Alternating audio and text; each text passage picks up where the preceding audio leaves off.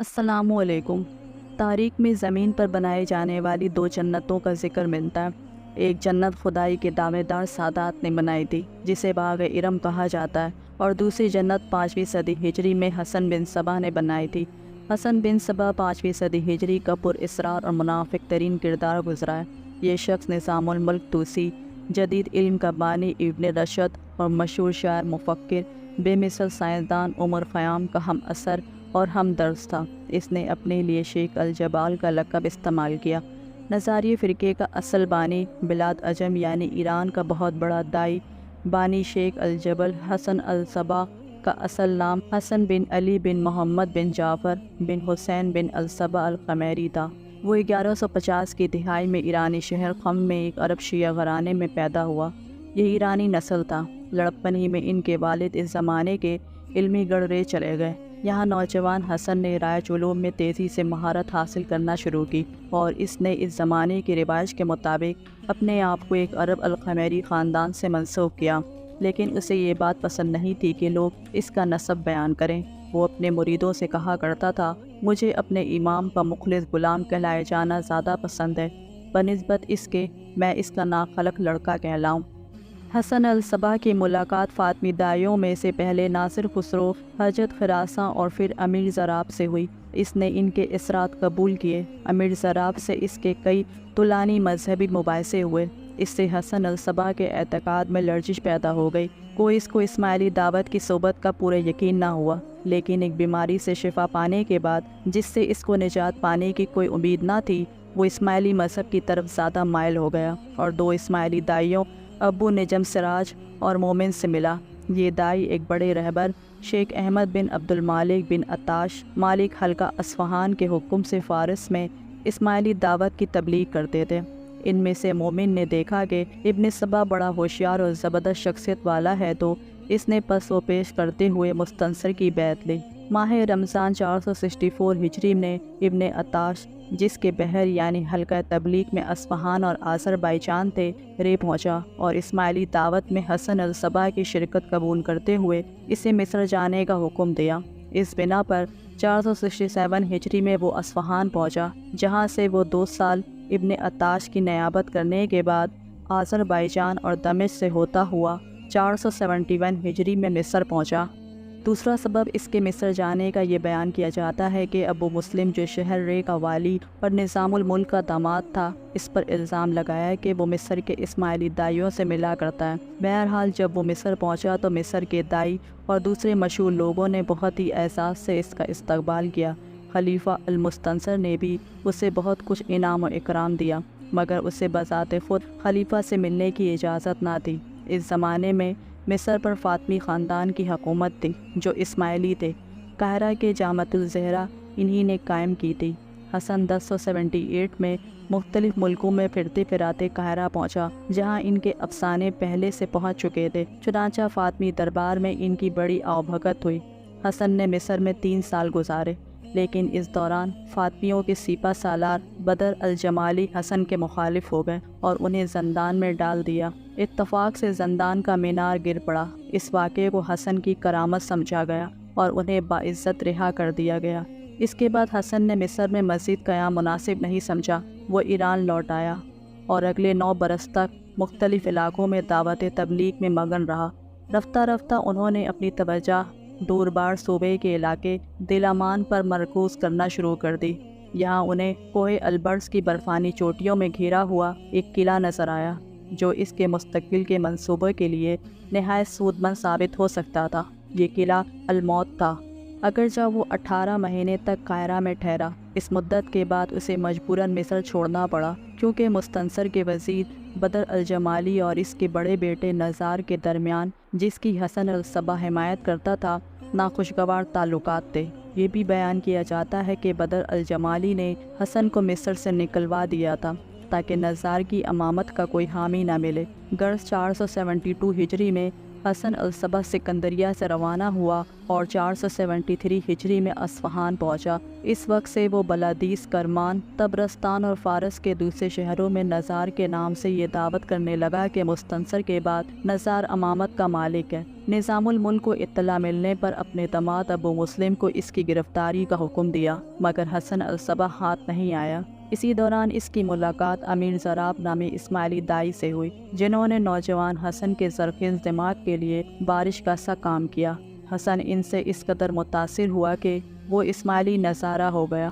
یہ وہ دور تھا کہ اس وقت کرامتہ کی قوت عراق اور شام میں ٹوٹ چکی تھی، لیکن ان کے ہم مذہب ایران وغیرہ میں پھیل چکے تھے اور انہوں نے اپنی تحریک کو خفیہ طور پر جاری رکھا ہوا تھا۔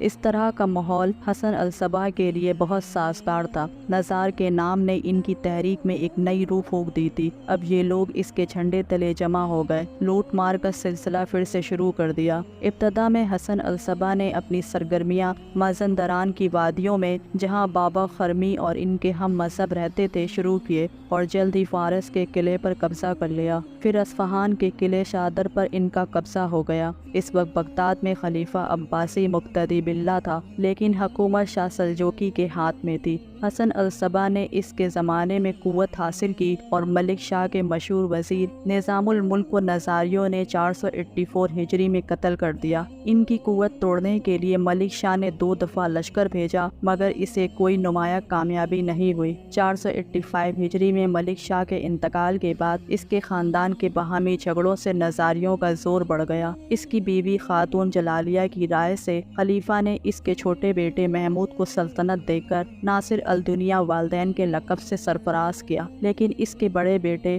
برقع یارق نے حکومت چھین لی اور رکن الدین کا لقب اختیار کیا۔ محمود اور اس کی ماں نے اصفہان میں پناہ لی۔ برقع یارق نے نزاریوں کی مدد سے اصفہان کا محاصرہ کیا اور محمود کو بھگا دیا، لیکن اصفہان پر نزاریوں کا قبضہ ہو گیا۔ نزاریوں نے اپنی عادت کے مطابق لوٹ مار شروع کر دی۔ شہر کے باشندے ان کے مظالم سے تنگ آ گئے۔ آخرکار اصفہانیوں نے نزاریوں سے خوب انتقام لیا اور ان کے کئی سرداروں کو مار ڈالا۔ اس کے بعد حسن الصبا قزوین پہنچا۔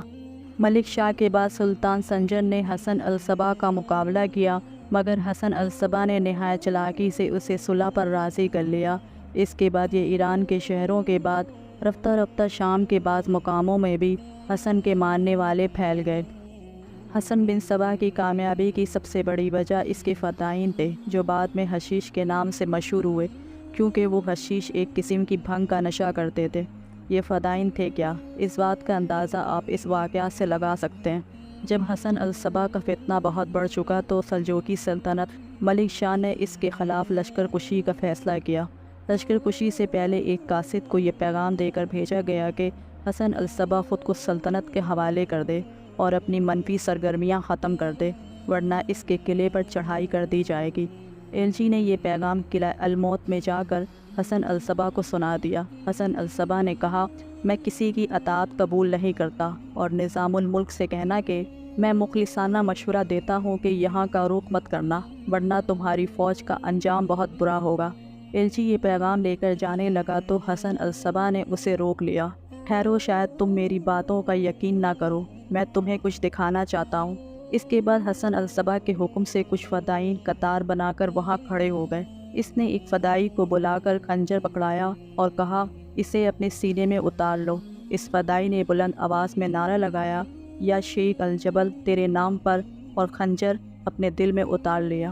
اس کے بعد ایک دوسرے فدائی کو بلا کر حکم دیا کہ بلندی پر جا کر سر کے بل چھلانگ لگا دو۔ وہ خاموشی سے گیا اور چھت سے چھلانگ لگا دی اور اپنی گردن تڑوا بیٹھا۔ ایسے ہی ایک فدائی کو پانی میں ڈوبنے کو کہا گیا اور اس نے بخوشی اپنے آپ کو پانی کی تیز لہروں کے حوالے کر دیا۔ اس ایلچی نے جا کر یہ تمام واقعات سلطان اور نظام الملک کو سنا دیا۔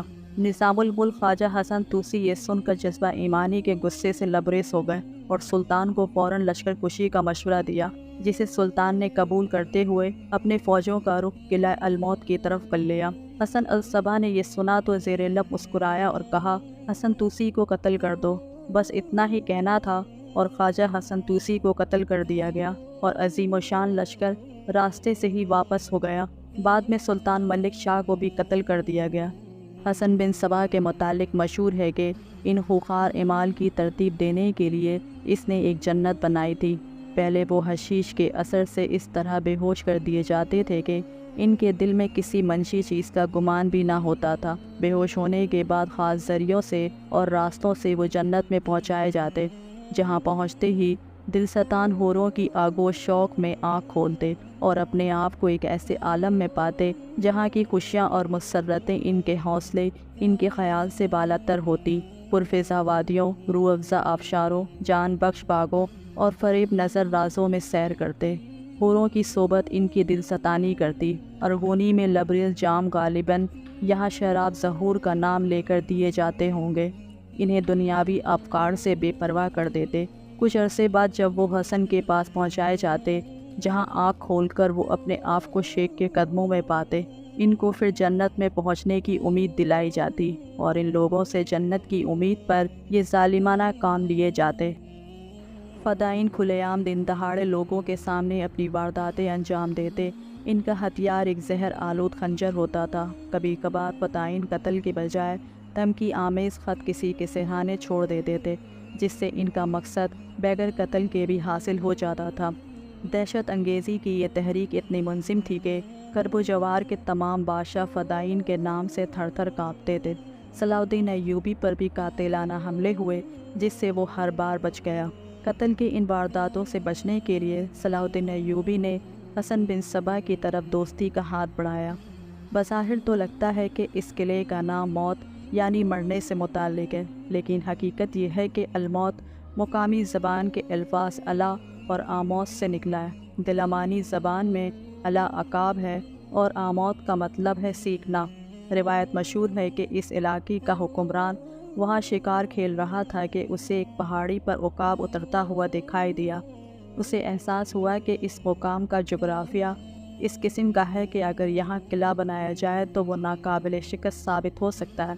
چنانچہ اس نے یہاں قلعہ تعمیر کروایا اور اس کا نام الموت پڑ گیا، یعنی عقاب کا سکھایا ہوا۔ الموت ایک ایسے پہاڑ پر واقع ہے جس کی شکل گھٹنوں کے بل بیٹھے ہوئے اونٹ کے مانند ہے۔ قلعہ جس چٹان پر تعمیر کیا گیا ہے، اس کے چاروں طرف ڈھلوانے ہیں۔ صرف ایک تنگ راستہ ہے جس کا بڑی آسانی سے دفاع کیا جا سکتا ہے۔ حسن نے قلعہ الموت کے آس پاس کے علاقوں میں ڈیرے ڈال دیے۔ ان کا پیغام زور پکڑتا گیا۔ دیکھتے ہی دیکھتے خود قلعے کے اندر ان کے حواریوں کی اتنی اکثریت ہو گئی کہ قلعہ دار کے پاس اس کے سوا کوئی چارہ نہ رہا کہ وہ قلعہ کا اختیار حسن کے حوالے کر کے وہاں سے رخصت ہو جائے۔ یہ واقعہ سن 1090 کا ہے۔ اب حسن الصبا نے قلعہ الموت کو اپنا مرکز بنا کر آس پاس کے وسیع علاقوں میں اپنا پیغام پھیلانے کا کام شروع کر دیا۔ کچھ ہی عرصہ گزرا تھا کہ آس پاس کے کئی قلعے اس کے قبضے میں آ گئے، جن میں سے کچھ کو خریدا گیا، کچھ پر زبردستی قبضہ کیا گیا اور کچھ ایسے تھے جس کے لوگوں نے دعوت سے متاثر ہو کر خود اپنے دروازے کھول دیے۔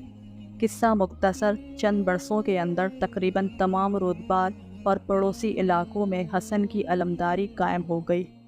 حسن کو معلوم تھا کہ ان کے ماننے والے کی تعداد اتنی کم ہے کہ وہ کبھی بھی سلجوقوں اور دوسرے طاقتور دشمن حکمرانوں کا مقابلہ نہیں کر سکے گا۔ اس صورتحال میں انہوں نے وہ ٹیکنیک استعمال کی کہ بجائے ہزاروں کی تعداد میں فوجوں کا میدان جنگ میں مقابلہ کیا جائے، بہتر یہی ہے کہ اپنے کسی جانثار فدائی کی تربیت کر کے اس کے ہاتھوں کسی حکمران، خطرناک وزیر، سپہ سالار یا مخالف مذہبی عالم کو قتل کروا دیا جائے۔ حسن بن صبا نے طویل عمر پائی۔ اس جماعت کا خاتمہ ہلاکو خان کے ہاتھ ہوا، جس نے قلعہ الموت کو فتح کر کے حسن بن صبا کے آخری جانشین رکن الدین کو گرفتار کر لیا اور ہزاروں فدائیوں کو بڑی بے رحمی سے قتل کر دیا۔ اگرچہ حسن بن صبا کی قائم کردہ ریاست مٹ گئی، مگر اس کے فرقے کے لوگ اب تک موجود ہیں۔ سر محمد شاہ آغا خان الموت کے آخری حکمران رکن الدین خوارزم شاہ کی اولاد سے ہیں۔